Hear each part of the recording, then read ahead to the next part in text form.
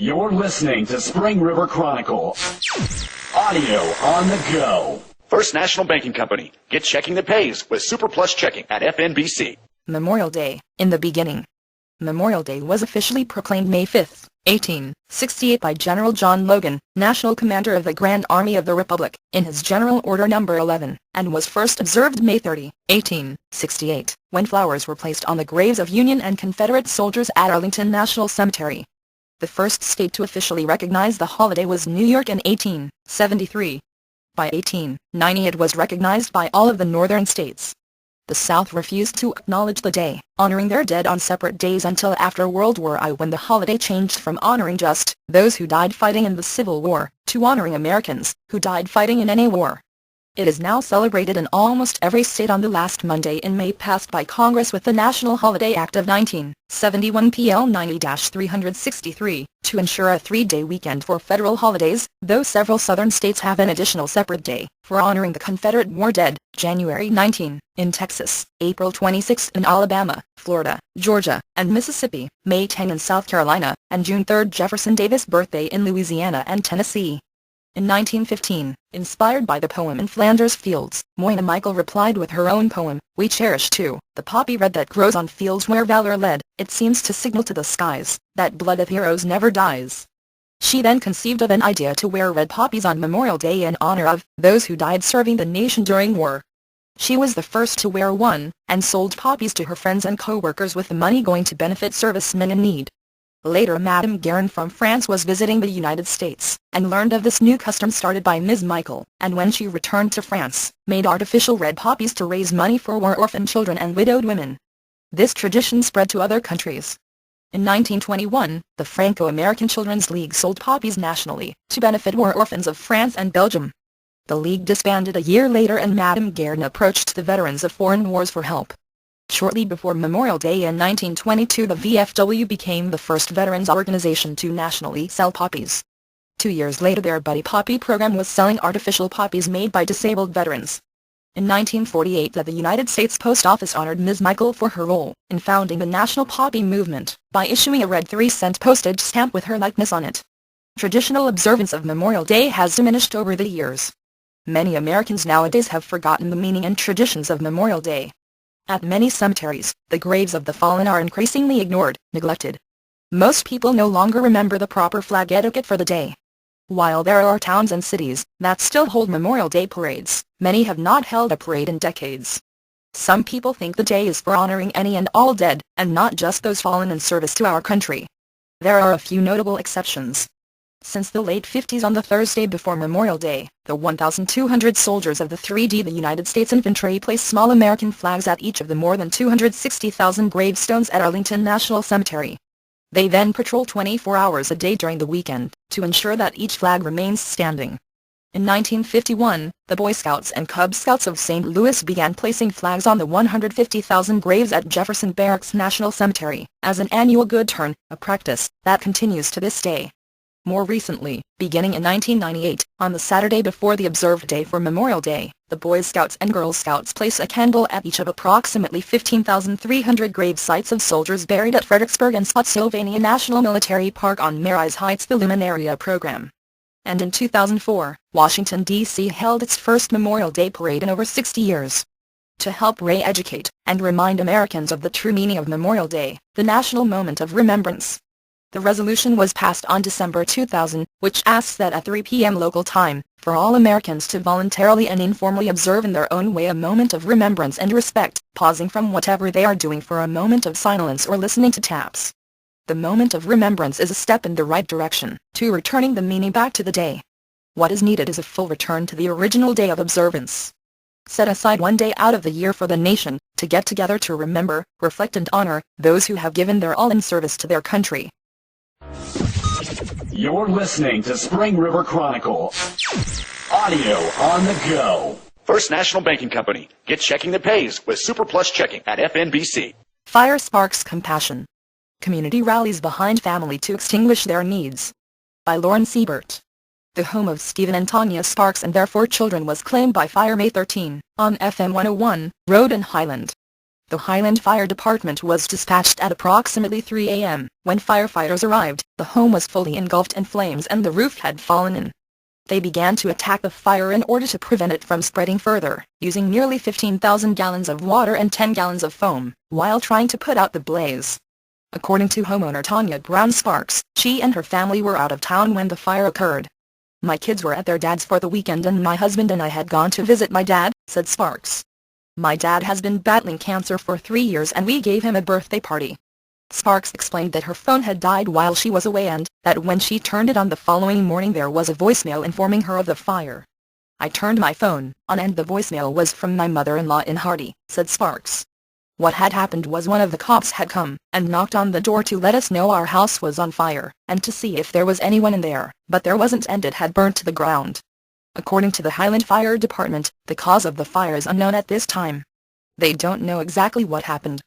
Either the fire began at the water heater or by where the fireplace was. They are still trying to rule it out, said Sparks. Sparks said she didn't know how to feel or what to think when she saw the damage caused by the fire. "My heart dropped, it freaked me out, that was everything we had, and it had burned down to the ground. There is nothing there and I'm thankful that none of us were in there," said Sparks. "I had picked the kids up from my dad's birthday and my oldest, Brianna, was like, 'Mom, I want to get back so I can get my pictures,' and I had to explain to her that there weren't any pictures and that everything was gone."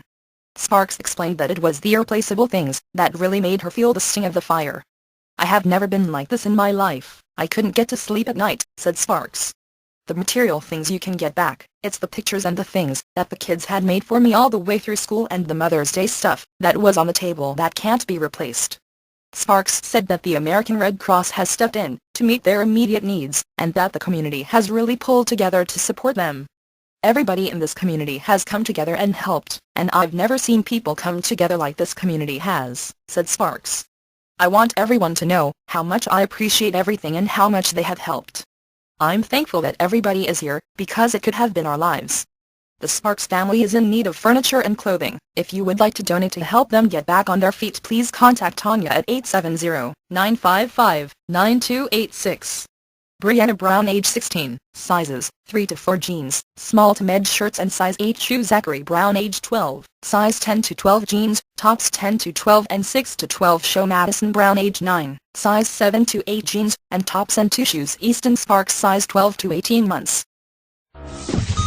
You're listening to Spring River Chronicle. Audio on the go. First National Banking Company. Get checking that pays with Super Plus Checking at FNBC. Malice Intentions by Lauren Siebert. A man was arrested May 17 in Evening Shade after reports of alleged domestic violence were made. Reportedly, Central Dispatch received a call at approximately 9 a.m. from Nicole Sanders with Department of Human Services, stating that there was an alleged domestic dispute going on at an apartment. Sanders stated that Buddy Earl Mitchell, 43, of Evening Shade, had beaten his wife, Lavenda Jean Mitchell, up and that she was bleeding from her eyes. She also noted that Buddy Mitchell had told her she had better leave. Officers were dispatched to the scene and Sharp County Deputy Trent Milligan was the first officer to arrive. Buddy Mitchell had left the scene just minutes before Officer Milligan arrived. Officer Milligan reported that he had found Lavenda Mitchell badly beaten, and called for an ambulance to transport her to the hospital emergency room at White River Medical Center in Batesville. According to Milligan, even though Lavenda had an order of protection against her husband, they were presently living together. Lavenda stated that Wednesday afternoon, May 16, she was sitting at the kitchen table making dinner, when Buddy brought a laptop computer to the kitchen table, and began an argument about her not deleting something off it. Lavenda went on to say that he slapped her, punched her a few times, and proceeded to ram her head into a storm window. Afterward he slapped her with a wooden spoon several times. Lavenda also stated that Buddy had taken her out onto the porch, and began slapping and punching her some more, bringing up some stuff from the past, as he continued to hit her and at one time grabbing her by her ears and hair and shoving her head into wall once more. It has been reported that he also choked her repeatedly, and then threw her down on the porch grabbing an old saw blade, as he told her he was fixing to split her wig. Lavenda Mitchell stated Buddy had broken her cell phone to prevent her from calling for help. Lavenda stated to police that Buddy continued the beating until her left eye began to bleed profusely. He then apologized, laid her in bed, and cleaned up her face, allowing her to go to sleep. Around 4:10 a.m. officers from the Sharp County Sheriff's Office began a search for Buddy Mitchell and were able to apprehend him when he attempted to return home at approximately 10:10 a.m. Buddy Mitchell has been charged with domestic battery in the second degree, a Class C felony, and violation of order of protection, a Class A misdemeanor. You're listening to Spring River Chronicle.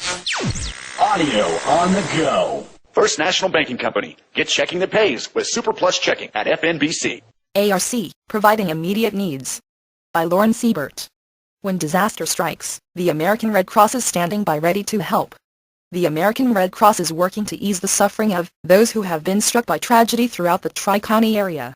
According to ARC volunteer Susan Jett, the effort is through what the Red Cross calls the DRT, or Disaster Response Team. Jett explained that although the Red Cross has volunteers across the nation, there are nearly 100 just within Sharp, Fulton and Izard counties alone. The American Red Cross has chapters all over the country, and one of the functions of these response teams is to educate the public, the police and fire departments, so that when there is an incident, flood, fire, hurricane, tornado, any kind of disaster, they can call the American Red Cross and we will help meet the family's immediate needs, said Jett. Jett added that whether it happens to be a single person or family, and no matter what the living arrangements are, disasters are no respecter of persons. The American Red Cross classifies immediate needs as food, clothing, and shelter. Immediate needs do vary from person to person. It could be a night in a motel, it could be a bag of groceries, or it could be a long-distance phone call for someone to come and help them. It just depends, said Jett. From the time the disaster happens, the immediate needs need to be met in a couple of days.